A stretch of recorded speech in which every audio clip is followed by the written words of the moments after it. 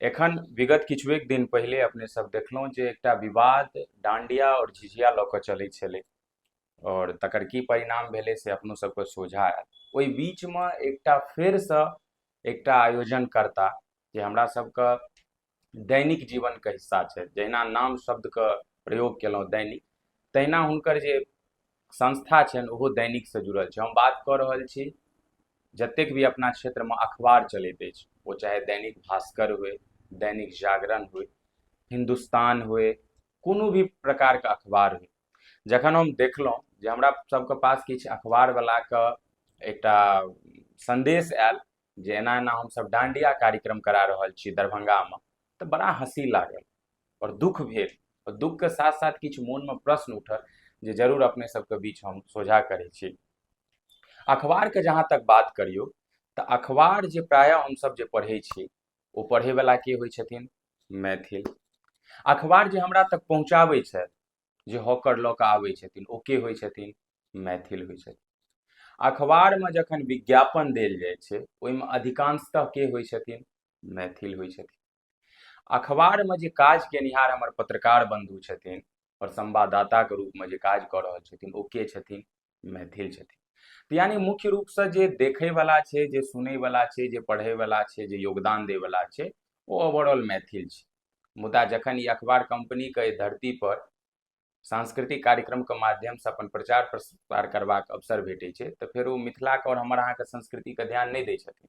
ओ ध्यान कतऽ दै छथिन? जे एकटा दूर प्रदेशके संस्कृति छै। अरे हमरा क्षेत्रमे जखन हमर संस्कृति नहि रहितै, हमर अपन विरासत नहि रहितै, तखन ने हम ककरो औरके लैतियै। जखन हमरा पास अपन संसाधन छै, अपन एकटा पौराणिक इतिहास अछि, एकटा मजबूत स्तंभ अछि, तखन हमरा किया थोपल जा रहल यऽ? किया तऽ चंद स्पॉन्सरके कारण किछु स्पॉन्सर बाहरी आबि कऽ थोपि कऽ चलि जाइ छथि, मगर अहाँ ई बिसरि जाइ छियै जे साल भरि हमर पढ़लक के, साल भरि हमर जे छै से पाठक के रहलथि हँ। तऽ ई चीजके बारेमे आवाज के उठेतै?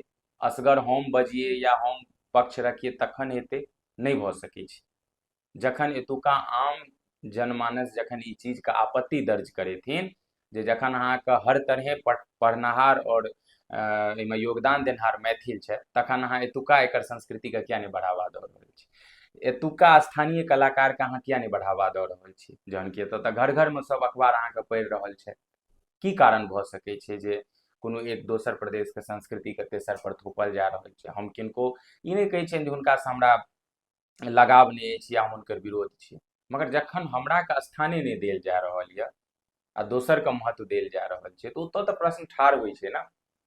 तऽ एहिपर अहाँ सब कनिक जरूर विचार करियौ और बेसी से बेसी ओहि अखबारवला सबके मेंशन करैत अपन आपत्ति दर्ज करब। भऽ सकै तऽ ईमेलके माध्यमसँ ओहि कंपनीके भेजियौ जे अहाँ हमरे सबसँ रोजी रोटी कमा कऽ हमरे सबक साहित्य पर चोट कऽ रहल छी, ई कतेक उचित छै? अपन विचार जरूर कमेंटमे दियौ। बहुत बहुत धन्यवाद, अहाँ अंत तक ई वीडियोमे बनल रहल। एकटा शेयर अवश्य कऽ देबै।